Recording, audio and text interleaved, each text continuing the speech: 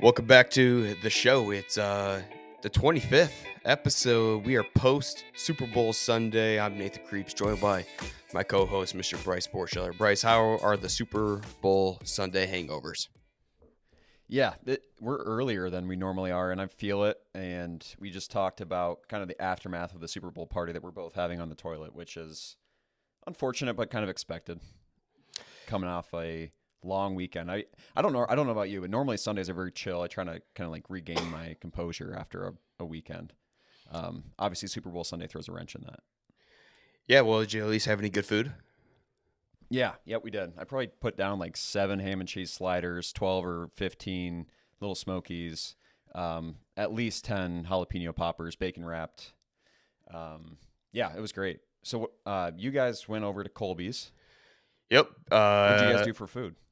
So I got there around about noonish yesterday, and Colby's already had 2 chicken breasts seasoned up in the smoker, sitting there for a couple hours. I started working on some bacon, and then once everything was done, we kind of took it up and chopped it up, and then he put it into almost looked like a tater tot, not a tater tot, like a cheesy hash brown dish, right? And then we put that in the oven, crisped it up a little bit, and then that was put in the little slider sandwiches as well. So Wow. seasoned chicken cut up with bacon inside of it, and it was good. I didn't Sounds delicious. yeah. And also you had the charcuterie boards going on, more dips than you can ever imagine. I didn't eat a whole bunch, which is okay, because usually I hate that feeling of feeling so bloated, and then you're trying to drink with the mix of it. So I found myself at a fine line yesterday. I didn't drink too much either, just because I thought the Super Bowl kind of sucked a little bit. Yeah, Kind it of was one of the boring. most lame Super Bowls since the Chiefs were in it against Tom Brady. And I mean, you kind of felt that way leading up to the Super Bowl, right? And no one knows who they want to cheer for, the Kansas City Chiefs or the Eagles, right? It's a lose-lose situation. Obviously, all Iowans were on board for Cooper DeJean, and Right. I mean, Cooper. unbelievable. I mean, Yeah, dude, that was so cool. we talked about it was your last podcast or the one before about Caitlin Clark living this fairy tale life of everything's just so perfect in their athletic career. You look at Cooper DeJean, 2-time state champion, playing at the quarterback position, making long runs. I know in his senior year to cap it off as another state championship. Punt returns at Iowa, pick sixes. It's a kid who can do no wrong, right? Gets drafted to the Philadelphia Eagles, hasn't had an interception all year, had to earn his way onto the field. Didn't start, had that big hit against Derrick Henry that really got him spotlighted out there. And then it's Super Bowl Sunday, his rookie year. It's his birthday. Hasn't had an interception yet. Gets his first pick of his career in the NFL against Patrick Mahomes in the Super Bowl, and then takes it back for a score. I mean, it doesn't even seem real at this point. Is Cooper DeJean actually a human being? Does anyone actually know him on a personal level, or is this freak of nature that was born in Audible, Iowa, making biggest plays on the biggest stages in front of the biggest crowds? I need to pinch him to see if he's actually a real person, because it's a true fairy tale. And just like you said it, like the Derrick Henry tackle, I think, put him on the map. And obviously, Iowa fans, we knew what was in store. He's a top defensive back in the league waiting to happen. But plays like that throughout the year, and then finally, like you said, getting that interception in the biggest moment, I was going nuts. And it was kind of a mixed crowd in our group of Iowa State versus Iowa fans, but everybody was going crazy. It was cool. Colby had a bet for Cooper DeJean to have an interception and a touchdown. Oh, no way. And first off, the odds were only like plus 800. You would have figured something like that would be like a plus plus 2,000 or something. Yeah. I don't even know. Anyway, so he had that bet, and he was upstairs, and it came down right as Cooper DeJean intercepted it. So Colby's about 6 foot, a little over 6 foot tall, and he's got a beam down in his basement that drops a little bit low, and it's probably about 7 feet to that beam. So you got about a foot gap between his head and that beam. And Colby's a pretty athletic dude. Jumped as high as he could, smoked his head right next to me as brutal. Cooper DeJean took this touchdown in the house. And I look over, and he's just down on the ground. You heard it. It was loud. And he said he saw ducks flying around him. He did? Uh-huh. He got like the real spinny cartoon. He got, he smoked it. I mean, you only needed 12 inches of clear with a guy who's probably got a 30-inch vertical. So, I mean, he hit that thing was pretty full force. He took it like a champ, though. Was able to bounce back. Well, nothing helps a goose egg like winning a bunch of money. How much did he wager on that bet? I think he only clocked out like $160 in winnings. So Okay. he put a little money on it, made a lot of money. Uh, but yeah, I mean, it was quite the show. So that was the most exciting part for us By far. and for the entire Like you said, state. the game was not that exciting. I mean, No. I don't know how you feel about the halftime show, but I mean that's okay for me. Like that's fine. Yeah, game kind of sucked, but yeah, highlight of the night was Cooper, and I don't know if I've mentioned this to you, but I kind of moved away from beer for the Super Bowl, and I've been on a transfusion kick. So a little tequila, grape juice, club soda, and lots of lime juice.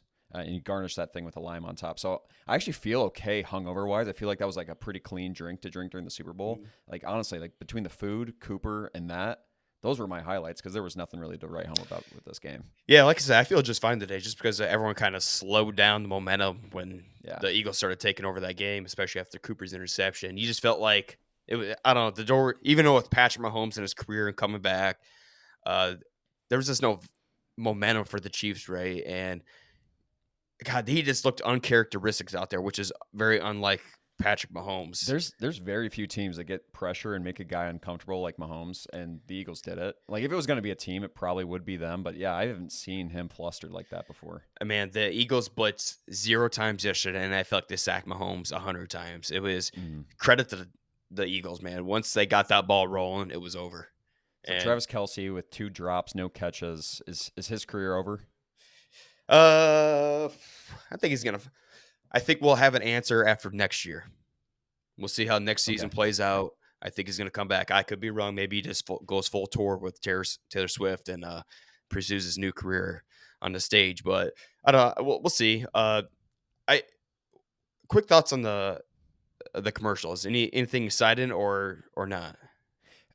The thing I've noticed about the commercials lately is that you're almost building a storyline throughout the season, and then the commercial during Super Bowl Sunday is like almost like tying in a lot of themes that you would have seen like in December, in February. So it's like I've seen a lot of them before. I don't know if there was anything that really stood out. That Pfizer one, which I hate to promote Big Pharma, but that was like a tearjerker right away. Got everyone feeling warm hearts, teary eyed.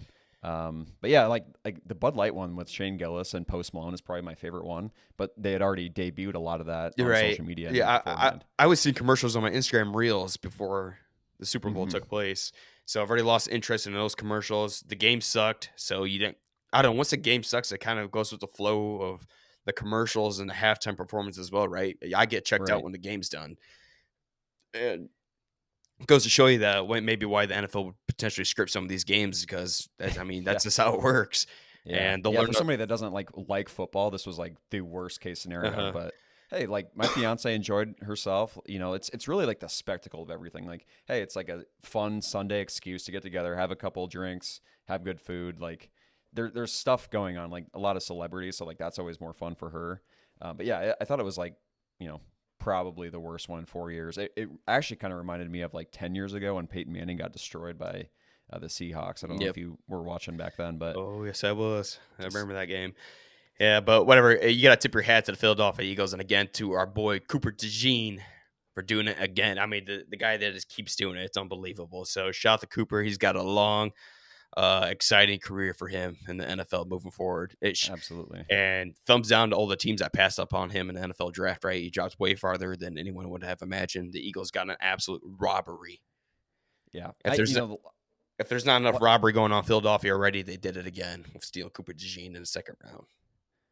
I think people will regret not taking him just because he's got that versatility, punt return, everything. Just so cool to see that on the big stage. Last thing for me on the Super Bowl, you just mentioned Colby made some money. The worst part about the night was that, yeah, the game was a blowout, but I wasn't even making any money. I think I won 1 out of 5 bets last night. We had the coin toss as heads. We all lost immediately. Yep, we all had heads too. Did you? It's to set the tone for the night, and that's the Super Bowl, man. You got to go on knowing that you're probably going to lose some money. And you know me, I took the Chiefs.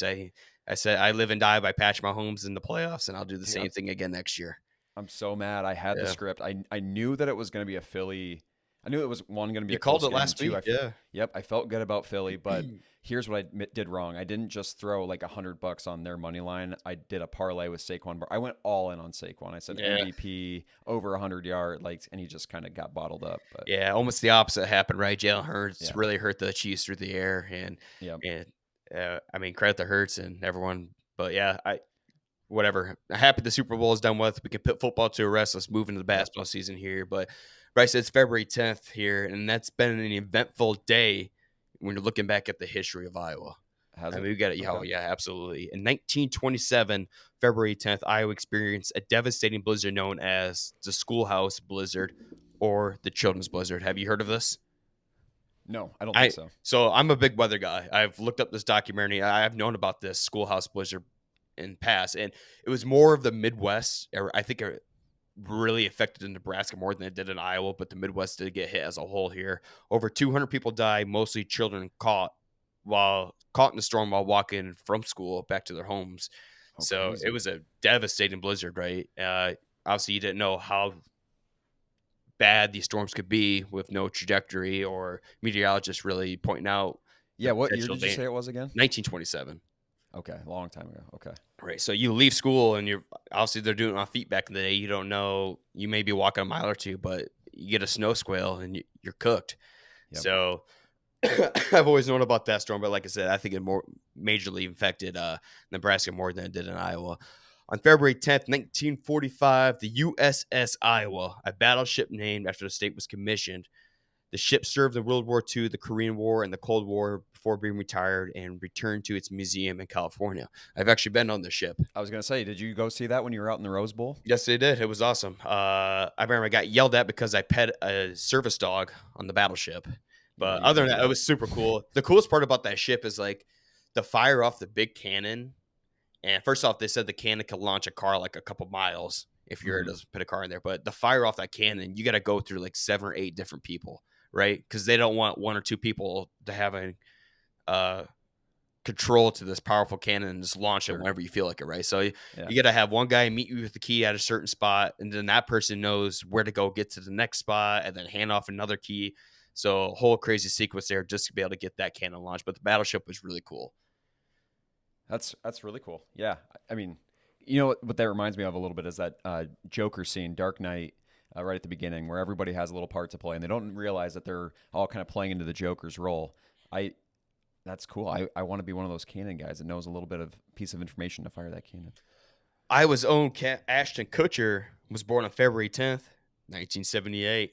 Nice. The actor and entrepreneur grew up in Cedar Rapids before finding fame at the 70s show and later starting the venture capital firm Sound Ventures. So, big name in the state of Iowa. Mm-hmm. And we had Cooper DeJean's birthday yesterday, and now we got Ashton Kutcher's birthday today. And finally, but not least here, in 1983, Iowa State's University Jack Trice Stadium was named after Jack Trice, the school's first black athlete. Trice died after sustaining injuries in a football game against the University of Minnesota in 1923, and the stadium was named in his honor February 10th, 1983. Huge day for the state of Iowa. Yeah, no kidding, right? Got some history. Every time we've been doing this on this day segment in Iowa, we've been getting some crazy facts or some crazy days in this history. So I mean, God, yeah, just crazy. It's a big one. I didn't know that Jack Trice died on this field until like probably 5 or 6 years ago. Yeah, somehow that piece of lore kind of went over my head. Oh, so he actually died on the field. Well, I know that like it kind of started on the field. Yeah. Okay, maybe it lingered to off the field. Yeah, where he eventually fact succumbed check to his injuries. If we're wrong on that, but I heard he died on the field. Terrible, just a terrible way for athletes right now. Are you familiar with Ava Jones? A little bit, yeah. So she was a big time Iowa basketball recruit, I think out of Kentucky. I'm not exactly where state she was from, but anyways, committed to Iowa her senior year. She was doing AAU travel, right? And a guy high on opioids hit her and her family, ended up killing her dad, and eventually forced Ava to retire from basketball. But Iowa upheld their scholarship to Ava here just last year, and she was part of the team. Obviously, couldn't play, and I think after last season, she says, "I'm going to retire from basketball. I just can't. Yeah. I can't do it." But I'm going to continue through the University of Iowa and get my degree. Earlier this last week, she was just diagnosed with cancer. Damn, Hopkins what a tough run for her, man. So That's tough. That's tough news. it's terrible Well, news. well wishes for her. I hope for a speedy recovery. That freaking sucks. It's Uh, just one thing after the next. so obviously, thoughts and prayers with the Jones family. You know how tight knit the Iowa women's basketball is, so I would assume that they got her support behind her as well. So you're thinking of Ava Jones and her family. Mm-hmm. It's also an eventful week here in Iowa. The Cedar Rapids breaks ground on the $275 million casino. I mean, they've been talking about building this casino for over a decade. Over a decade, yeah. You knew other casinos were fighting this lawsuit to make sure it would not happen, because I feel like there are a shit ton of casinos in the state, especially in that area now. You got the Meskwaki to the west side of it. You go a little bit farther south, you got the Riverside out in Hills, Iowa, and then you go just north of it, you got the Isle in Waterloo. So I think this is very much needed for Cedar Rapids. You think so? Oh, Okay. God, absolutely. I mean, we ranked Cedar Rapids as one of the top 5 worst towns in the state of Iowa. Just not a lot of entertainment going on there, at least not to my knowledge. So this is definitely going to bring a little bit more traction, and they couldn't have done it in a better spot to where it would be more eye-peeling, right? They're going to do it right there on the S curve going through the interstate. However it is in the flood zone, but I would assume they're going to build some major flood walls around it. Yeah, since 2008, they've been talking about making that flood proof, and I don't know what they've done for that. But yeah, I think that's awesome. I don't know what your opinion is on it, but I've heard people talk recently that they think sports betting has actually opened people's minds a little bit more to casinos, and I don't know if that's a direct tie. And I don't know how I feel about that personally, but hey, if you're in the Cedar Rapids area, it's going to be a fun way to spend your money. Cool. Yeah, I know they've been working on that. Like, it failed 2 times. So the gaming commission didn't give them their license 2 or 3 times.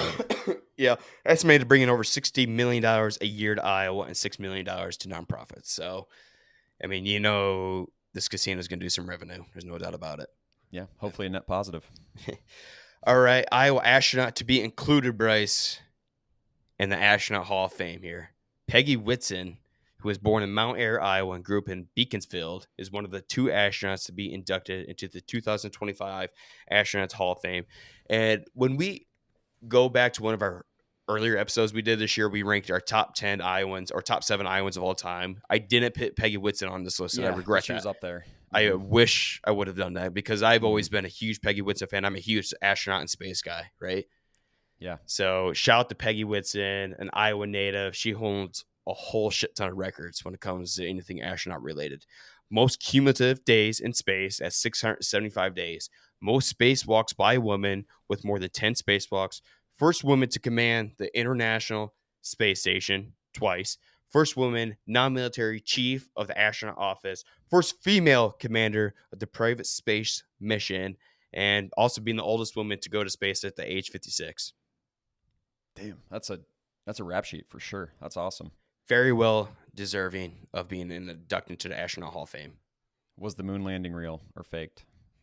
100% real. I'm all about space. Okay. All right. I don't think you could fake it 8 or 9 times. Maybe you do it once or twice and fake it, but if you keep pulling it off, why you think it's fake? No, I've always been a believer in it. I haven't looked into too much of the conspiracy around it. I think it's a fun conversation. The one thing I will say, I was watching the Pat McAfee show last week, and they couldn't connect to Dan Orlovsky, one of the analysts for ESPN. And he's like, "You're telling me that Richard Nixon talked to Buzz Aldrin and the boys up on the moon with perfect clarity, perfect radio waves, and we can't even connect to Dan Orlovsky in the year 2025. And I'm like, you know what? Part of me sees what you're saying. Part of me wants to believe USA, we won the space race. Yeah, when you think, the more I look into the conspiracy theory, the more it tips my mind on, right? And Right. I want to believe in space so bad, and all the adventures we've done, the journeys we've done, and so I refuse to look into it, because the more I look into it, you're like, shit. Because there's that one video too, one of the guys, Buzz Aldrin, maybe. I can't remember which astronaut it was, but a reporter will go to him in public saying, hey, put your right hand on the Bible and say, I've been to space. And you just want to do it, right? Oh, no. Yeah, so God's like, shit, dude, maybe we didn't go to space, but I'm going to believe in our engineering. Me too. And that NASA, and we beat the Russians. Yeah, we did it. We beat them. And let's just leave it at congratulations to Peggy, an Iowa hero. We need to find out a way to get Peggy on the show. I mean, right? That'd be cool. So what is her age now? 56 was the last time she was in space. So is she pushing like 70s, 80s? Oh, shit, maybe. Yeah, maybe she is a little old. I don't know. Okay. God, I'm trying to remember how long ago she was on the space station. I don't know. I'll look it up after this, but maybe if Okay. she's willing to do an interview, you get on her for 10, 15 minutes. I just want to know what's like floating around that little thing for Yeah, 2 that'd be years. sweet. That'd be awesome. I think I can make it maybe a week or two. I want to go to the space station so freaking bad, but my problem is I'd be like, yo, you got to send another rocket up here. I'm Mhm. dying. I got to get back on Earth and watch some Well, sports and gamble. I think the problem with me is now I can barely go on like a ride at Adventureland because I get like the vertigo feeling. Like kind of get like seasick, motion sickness. And I know that when you kind of prepare to be an astronaut, you have to go and withstand all the G forces. So I'm not sure if I'll ever be able to make it into space. You're right. I would never pass any of those tests because I know one of their tests is like very similar to the silly silo of Hmm. the former Yeah. days at the Adventureland where they get you. I would throw up so fast I and puked pass every out. time. Hmm. So very intense training. They definitely go through just be able to get up into the space. So that's my problem. I want to be able to pass that. Same. But R.I.P. Silly Silo too. yeah, I never rode it, thank God, because I just knew right away I would never last on it. I rode it one time, got sick. hmm Uh, well, we've been talking about weather here for the last couple weeks and how on winter like it is here in the state, and it looks like things are going to change this week. Have you seen the forecast? A little bit. I saw something maybe for Wednesday. Saw something maybe for this weekend. What are we looking at? Something for today already too. Oh, Later really? this evening, more northwest Iowa. The more you might see an inch, it looks like, but up the Sioux City area, potentially 2 to 4 inches, just to kickstart the week. Then we have late Wednesday night, starting almost at 12 a.m. to lasting through Thursday, 12 a.m. 60% of the state is going to receive 6+ inches. Crazy. We So, talked a month ago about feeling bad for the seniors. You know, those guys uh-huh. that don't get to have any snow days. They might. Do you think they get one? Oh, 100%. Even if you get an inch or two, if you're a superintendent, you just deliver that snow day. You know how important that is just to get that day off. For There's no better morale? feel in Yeah. the world than seeing that Hmm.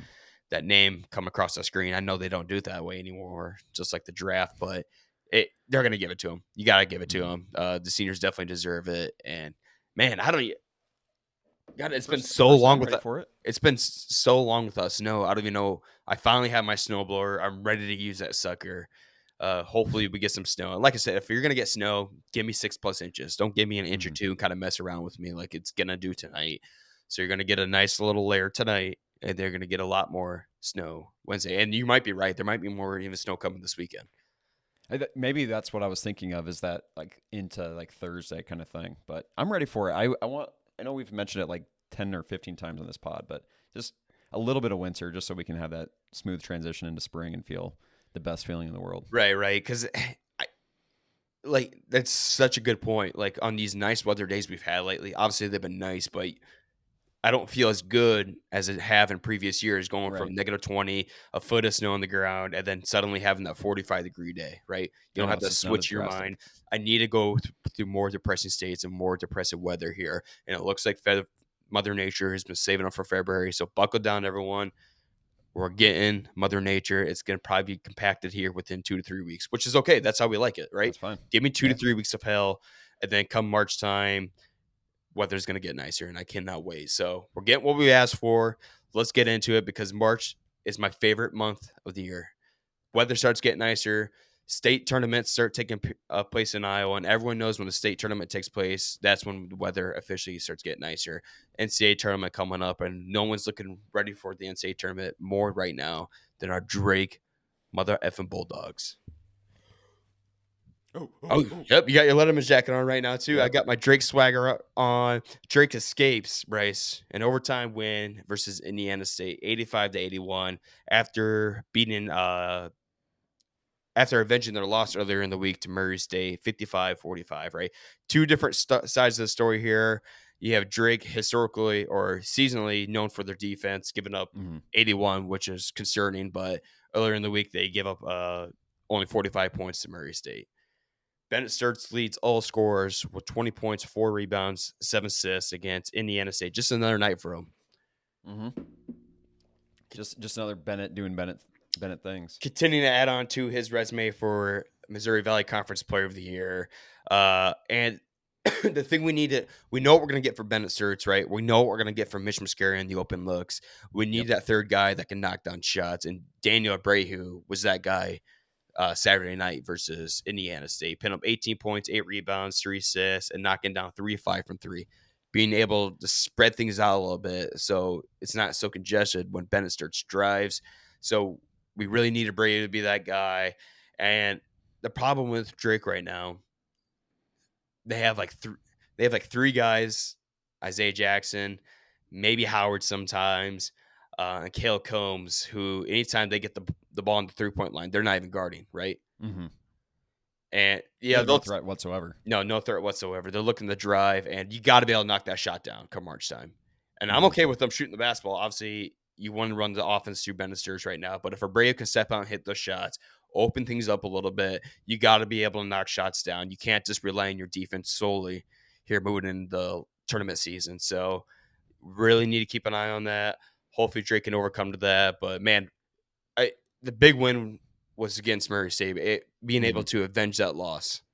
Yep. And they did a defensive stout with Sturt's putting up 23 points too, improving Drake's overall record to 22-2, the only team in the country right now with 22 wins. It's awesome. Yeah, Abreu was one of those guys that stood out to me when we went over to that game about a month ago.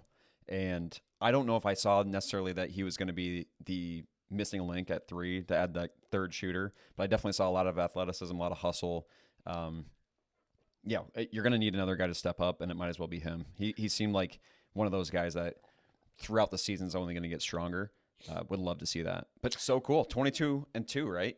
22-2 with 4 Division I starters. We keep saying that podcast after podcast, but it's actually unbelievable where this team is right now. And finally, they got a little bit of attention on the College Game Day in Ames, talking about Coach McCollum coming over with 4 Division I starter or 4 Division II starters and bringing this team to 22 wins, the only team in the country with 22 wins. We got a massive 4-game stretch coming up for Drake here. You got to go to Illinois State Wednesday. Then you got at home Bradley versus Sunday. You got another potential opportunity to avenge one of your losses, the University of IC. I don't know, Illinois Central. I think that's what they are. UIC, something like that. And then you go at UNI the following Sunday, where I will be in attendance for that game. So a huge 4-game stretch. I mean, the rest of the schedule is a huge stretch for Drake right now, trying to get that at large. God, if you win out, you make it to the championship and you lose that game, you come with 3 losses. There's no way you don't pit that team into the tournament. But I'm also Nathan Crease. I'm not the committee. What I want to do is what the committee does not want to do. I would think that they get the at-large, but I think with the strength of the Missouri Valley, you probably have to go pretty deep in that Missouri Valley tournament. 2 things are going well for Drake right now: Vanderbilt and Kansas State, right? 2 massive wins for Drake, and the really most eye-peeling ones. And Kansas State wasn't looking good all of a sudden. Now Kansas State wins in command-wise at Iowa State, and then they just upset their rival Kansas. So Kansas State, they have the talent. Can they put the things together to build that resume? So don't screw it up, Kansas State. Keep winning your basketball games and make Drake look better. Yeah, we need you. Yeah, because I don't give 2 shits right now about the Iowa basketball team. Yeah, that's not worth talking about whatsoever. It's actually one of the saddest sports programs I think in the entire state right now. It only is going to get worse, I think, until it gets better. I think the sentiment is that they're probably not going to get rid of Fran during the season, but I would likely think that a change is made at the end. I mean, what do you have nothing to lose right now. Iowa does have some decent recruits coming in next year, which kind of scares me that they're going to give Fran another chance. Yeah. And so you're almost at this point, you're cheering for Iowa to keep losing these games. Credit to Iowa. They played well in both of these games this last week to win these games. It's just that tails old as time. The other teams just end up shooting awesome for behind the 3. Braden Smith knocks down 31 points. Purdue hits 12 threes at a 48% clip going in the Carver, right? Purdue knocks off Iowa 90-81. And Wisconsin, good fight, but Wisconsin eventually pulled away late and wins 74-63. Wisconsin hits 12 threes as well. We just talk about these teams looking so comfortable. And always.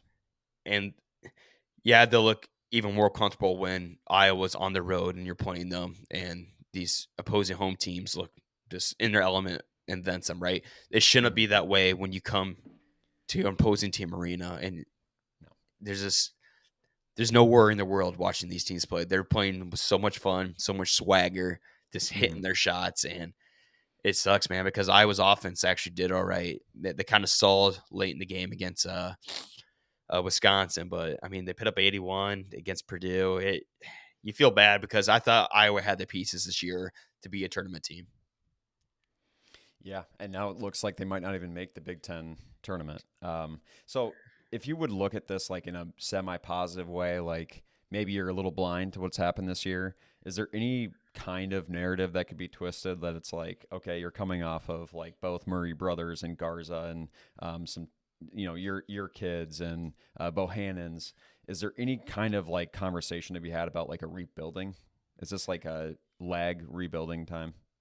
It shouldn't be, man. Like we said, we were excited coming into the season. You got Peyton Sanford returning, right? You got Josh Dix. Yeah, I mean, you had Yep. all these shooters. You had all these scorers. Brock Hardy and Owen Freeman, co-Big Ten freshman of the year last year, and who's now out the rest of the season with a finger injury. Things were the pieces were there.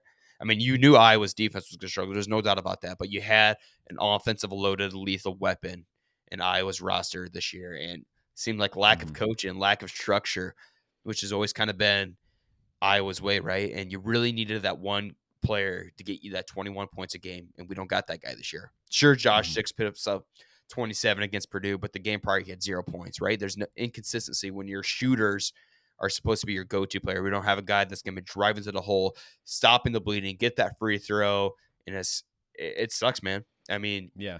there needs to be Makes a you change. realize like how much like you took advantage of like Luca and Chris and Keegan because they were just so reliable. Like if you needed a couple buckets, those guys were going to get it for you.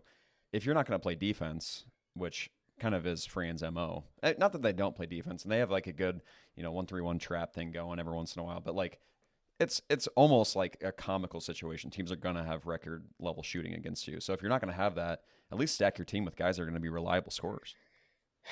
Which we thought we had this year. And Yeah. like Price Sanford said in the post game, he's like, I'm just effing sick of losing right now. And Mm-hmm. it's sad. And things aren't looking any better for the Hawks moving forward. Absolute brutal gauntlet of a schedule remaining. I don't know if I Yep. pulled it up here, but I know it's bad. They're going to be favored in one game rest of the season, and that's a terrible Washington team coming to Carver. So you're looking at the Hawks likely going to be left short of the Big Ten tournament, which is It's unbelievable. embarrassing, kind of, like going from where we thought we were going to be to maybe not even making the Big Ten tournament.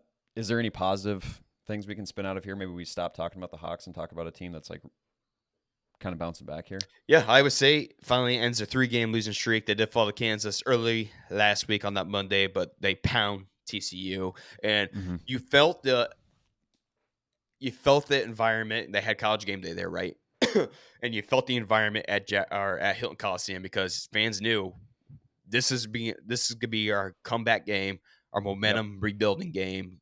Bury those 3 losses, learn from it, come take care of business. You have Milan coming back, really spreading things out there. I mean, exactly what Milan has done and why they miss him so much and Mm-hmm. the game stretches that he's missed. And he hits 4 threes. Iowa State was 3 of 21 against Kansas, 14%, right?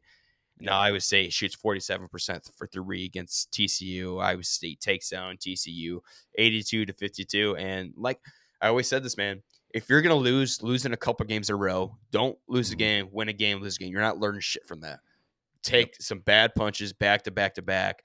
Really look at yourself. Now you get one of your best shooters back, and Iowa State all of a second is a Final Four contender again. Yeah, they're right back where they were. It's crazy when Jones goes back to 6-man role. He's still putting up the most amount of points on the team. I think he finished with 24 against TCU. Taman had 1 point, and Momcilovic just shooting efficient from 3. It's like everything immediately went back. I didn't exactly know. It's like you have a guy come back from injury. Maybe he's a little rusty. Maybe it takes a minute to get back in the flow. Looked Yeah, like the exact same team right before he left. yeah. I mean, he started the game. I think he missed like his first 3 or 4 shots, Mm-hmm. and then once he got one to go in, it was Milan's back, baby. So Yep. huge game for Iowa State traveling this Tuesday to UCF. UCF's a weird team. They fought Houston close at home, but they also lost like 30 or 40 points at home against Kansas. So Right. you just got to go with your A game. Yeah, every day, especially in February, as we get closer to March, teams starting to field themselves in basketball. You're always going to have Yep. a target on your back, especially for Iowa State. You're looking for a Big 12 contender here. So watch out for this game. Iowa State wins this game. I think they go 2 in a row at Hilton Coliseum. So Mm-hmm. perfect time to get momentum leading in the Yep. March. Yeah, it's still early, and you mentioned like losing and like don't put a band-aid over losing. Like lose big, figure it out, and there's still so much time left. Like I didn't really press the panic button. I think like we saw a little bit. Like if they get injured, maybe there's some things that happen, but I still feel really good about these guys in the tournament.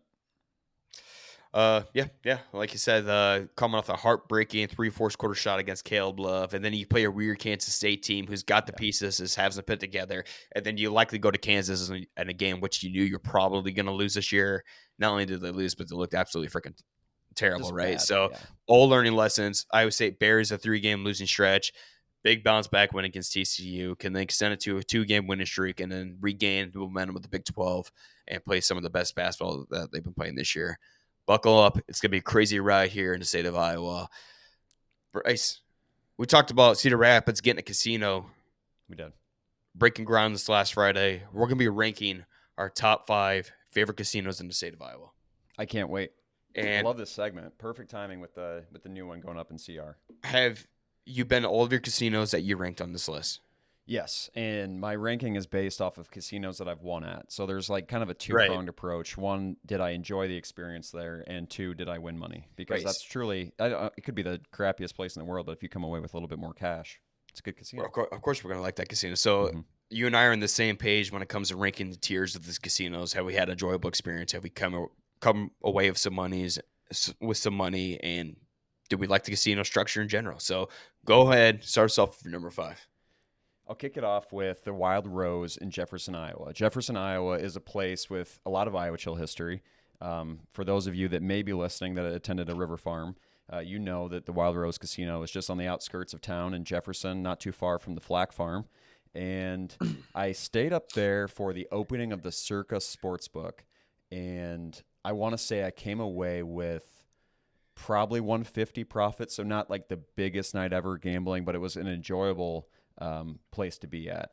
One of the very few places that still allows electronic blackjack too, I think. Yeah, Wild Rose, they pit some weird casinos in some weird towns in the state of Iowa. I think there's one in Clinton. I'm not 100% sure on that. The one in Jefferson, and then one near my hometown, Emmitsburg, Iowa, which is up in almost laughable when you walk into how small of a casino it is. So yeah. I mean the one in Jefferson is pretty small too. That's what's kind of funny about it. It's like there's not like there's no 2 levels. There's 1 floor, and it's it's not very big. Yeah, I mean, I've spent the night there. I have not gone to the casino part, but shout out to the Flag Farm, and we sold that. I remember that place was booked for the night of the river farm, so we gave it some business. Like cobblestone or something like that. My number 5 is the Diamond Joe Casino in Northwood, Iowa. Right, so we go back to another Hodak little town. It's right off the Interstate I-35, and the main reason I really like this casino is that it's not quite Minnesota.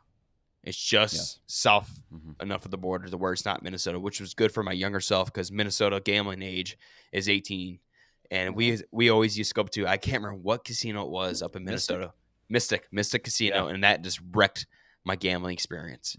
And I known if Iowa was 18 and above, the Diamond Joe would have wrecked me. So shout out to Diamond Joe for being 21 plus and not quite being in Minnesota.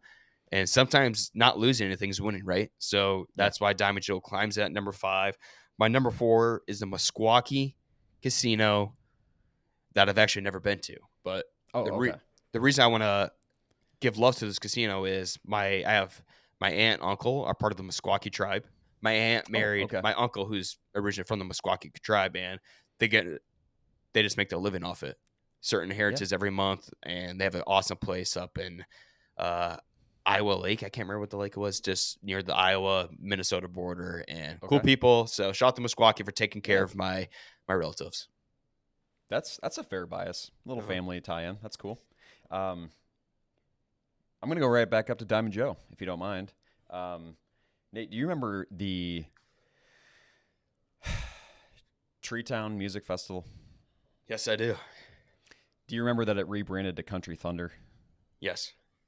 So one of the years we went up there to Country Thunder and activated for Coors Light on behalf of the Keeping Iowa Chill campaign. And we ended up staying not on the campgrounds for Country Thunder, but we went up to Diamond Joe. We had, I want to say, $200 in the pocket. We lost a lot of money that we came with every single night. But I had a great time, mostly just because we were doing the music festival thing. But It's decent cool. casino. I didn't know you've been in that casino, so okay. Mhm. Yeah, Yep. I've gambled there a couple times. Nothing crazy in losing, definitely nothing crazy in winning. So Yeah, good environment, and it was a place to stay that I was mostly just so thankful that we weren't. I was a little too old to be camping out at yeah, Camper Thunder. oh yeah. I've had that experience there. I know that you guys that first time around did like a, I don't know, truck or tents. You guys were out in Some the small tent sticks. with Zach Kibbe on the middle of a Yeah. campground. It was an experience you only want to do one time in your life. So, Yep. so yeah, most of That's. these casinos are great for hospitality, right? Right. Mm-hmm. I mean, that's where you look Mm-hmm. at them.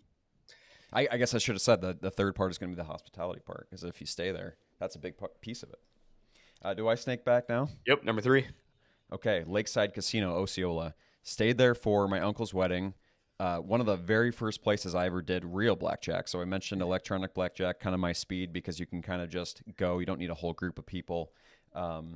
First real experience with real deal blackjack, and I had a great time. I think won some money, got to play a little bit with my cousin Brett, and a great wedding for my uncle. So Well, I didn't even shout out know to Osceola had a Lakeside. casino. There's so many more casinos in Iowa than you think there are, and I just looked it up. Mm-hmm. There's 23 casinos in Iowa. Yeah.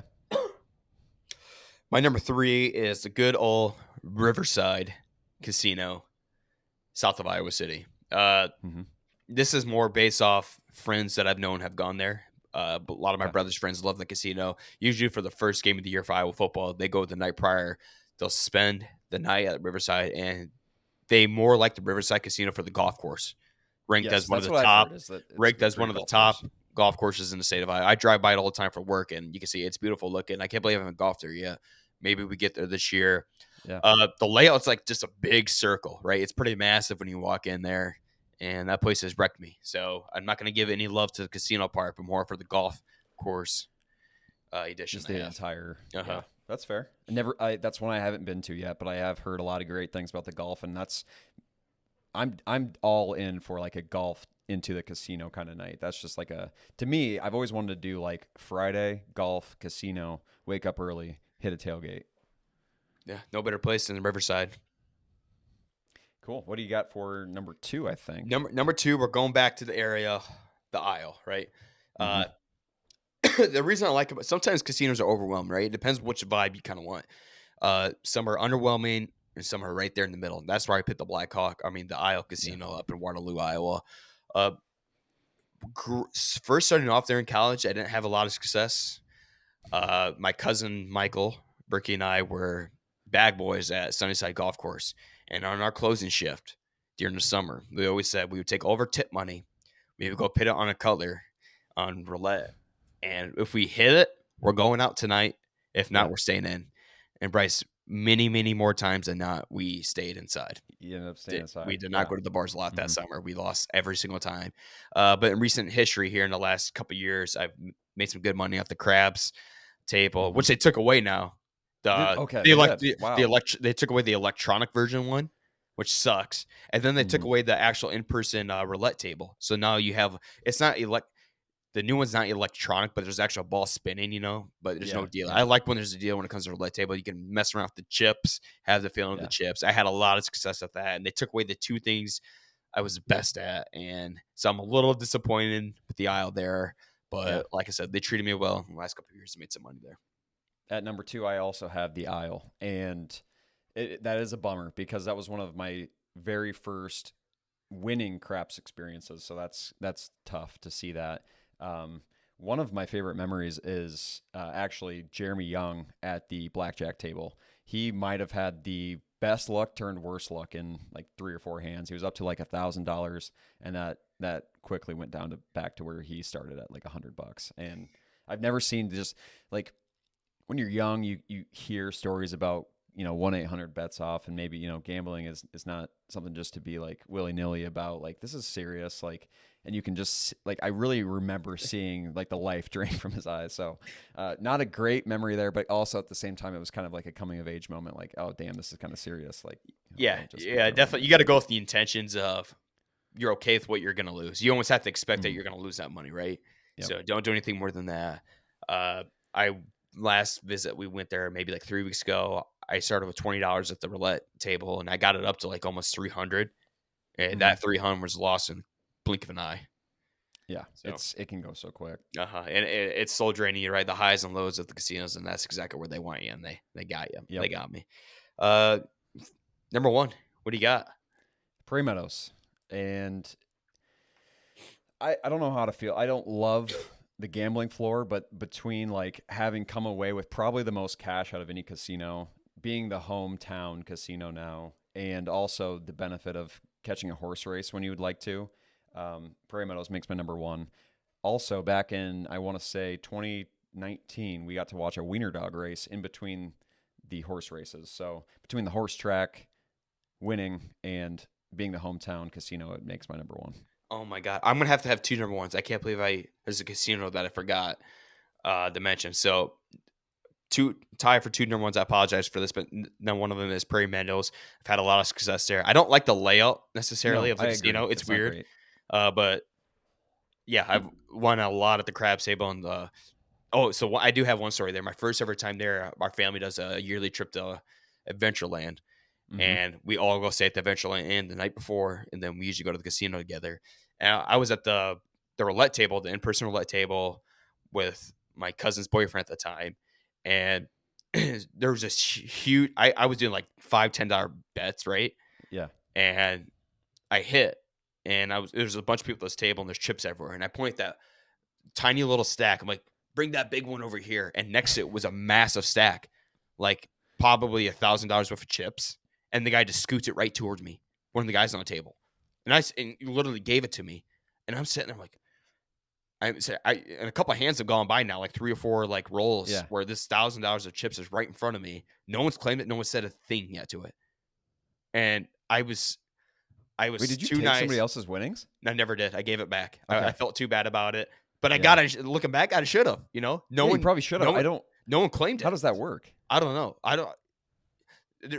There's one other time I've had a similar experience up at Mystic Lake, and this one girl was just gambling. She's like, blackjack, blackjack, blackjack. All she wanted was a blackjack. She finally got the blackjack. I said, thank you. You can have my winnings. And just gave me her winnings. It was like maybe That's $200. So, these just full-time gamblers who don't give a shit. They just really go there to waste their money and for entertainment. So I wonder if that was the case. I don't know. Unfortunately, I never claimed it. I just pushed it back. I should have put it on a number. Let that sucker ride. I should at least gamble it instead of just taking it, And my cousin's boyfriend was looking at me. He's like, I can't believe you didn't take that money, which is probably You did the honorable right. thing, though. That's good karma. I did, but damn, it was a lot of money. I just couldn't believe that big stack was just handed to me and it sat there for a couple rounds. But my other favorite casino is in Davenport, Iowa, right off I-80. Let me look up the casino name. Oh, yeah. We just drove by there last week or 2 weeks ago. They got 2 of them there. I think it's the Rhythm City one right off I-80, and they have live bands there. I've had an unbelievable amount of success there, whether if it was the blackjack table or the roulette table. Because when Madison was in PA school at St. Ambrose, she lived no more than 2 minutes away from that casino. We did it every single weekend. We just go to the casino. It was awesome, and I won almost I'd say probably 85% of the time. So if I would have known that, I would have stopped by. We were just in Moline visiting JD, and definitely got definitely got the best layout too. It's awesome. A lot of live music. We'd go there and eat a lot. It's a brand new casino too, so the interior is very well designed with today's world. So it's great. Love that casino. Every time I drive by, I snap some of my Davenport friends, just reminiscing on some of the good times that we spent there because we spent a lot of time there. Hey, that's fair. You can have a tie for one. I understand that. Sometimes I forget where I've even been. Right. Well, I'll have to. Yeah, no shit, right? And like I said, it's unbelievable how many casinos are actually here in Iowa. I know there's 2 in Dubuque too. I think one's right off the river. Haven't been in one of those, so I didn't felt right about ranking those. We'll have to go rank the Cedar Rapids one when it comes out. And unfortunately, I work in Cedar Rapids. I drive by it every day. There's gonna be times I spend there. Yeah, it's gonna be tempting, yeah. Bryce, what are we up to for the rest of the week before I let you go? Anything big? It's a big dreary work week. I think we got. So here's a crazy story. This actually is great podcast material that I kind of forgot about. We had booked a wedding venue for the spring, May of 2026, downtown Des Moines, the River Center. And I went to sign the contract on Monday and put our deposit down. And a gal that had actually worked with us on some events a couple years ago was handling a lot of our wedding coordination, and she said we are no longer renting the space. So we are now on the lookout for another wedding venue. Oh And, no. it kind of raised some eyebrows. Like, what's going on? Like, how did she not know this when we toured like less than a month ago? Still have no idea. But yeah, long story short, we don't have a wedding venue anymore. So we will be doing a little bit more of that this week, and stay tuned. The I wedding promise some planning, invitations will get sent out eventually. yeah, wedding planning just never ends, right? You think you got something locked down. That's one of the biggest parts of getting things secured, is getting that wedding venue locked down. Damn, yeah, I didn't know that. I'm sorry to hear that. What's worse is the people that had booked there actually have to find a new venue like this year. So if you were getting married like May through October of this year, you did not get to honor dude, that and reservation. So I'm most like, venues nowadays are booked a year and a Yeah. half in advance almost. So I can only Yep. imagine the stress some of those. Oh, that sucks. so I felt kind of like, okay, it sucks, but at the same time, we're not so far into it that it's Yeah. like that bad. So Yeah, that does suck, but luckily you found out now versus Mhm. later, and later that shit rained upon you. yeah, a little bit of that. I know that one of our least favorite holidays, I don't know if this has changed for you ever since you got married, but Valentine's Day has traditionally been Ugh. mentioned on this podcast in a negative light. And maybe we can recap next year, but or next week. That is coming up as well. So I got to figure out a little something to do for Valentine's Day. Yeah, Valentine's Day sucks, and luckily my wife doesn't really care about it too much. Just waste of money, and appreciate, you find love for your wife 365 days of the year instead of focusing on one day of the year, right? Mhm. I know Yeah, it's a don't need lame a commercial I know holiday it's a to- lame excuse, and there's really good guys out there who are really putting effort into it and Yeah, go and above make and us look beyond. bad. They Mhm. do, and I hate them. So stop doing Mhm. that. You're making me look bad. I do know, You- Bryce, that it's wait. Oh, go ahead. What do you got going on this week? I ran Oh, out for a minute. yeah. I know it's harder to escape from Guantanamo Bay. No, Mhm. no. It's easier to escape from Guantanamo Bay than it is to get your CDL license now. It's unbelievable. Yeah. Mhm. So I have my Class B permit, uh, and to get your Class B full license, I gotta go get a DOT physical right after this, and then I have to go meet with my instructor. I have to do a 2-week class from 8 a.m. to 5 p.m. And then after you do that class, you gotta do your driving test, you gotta do your pre-trip, all that stuff, and I have to go do a drug screening too, make sure I'm clear. And Class B, I mean, it sucks. Not wait till I tell you what Class A requirements are. To get your Class A CDL license nowadays, you have to do a month-long course, 8 a.m. to 8 p.m., 5 days a week.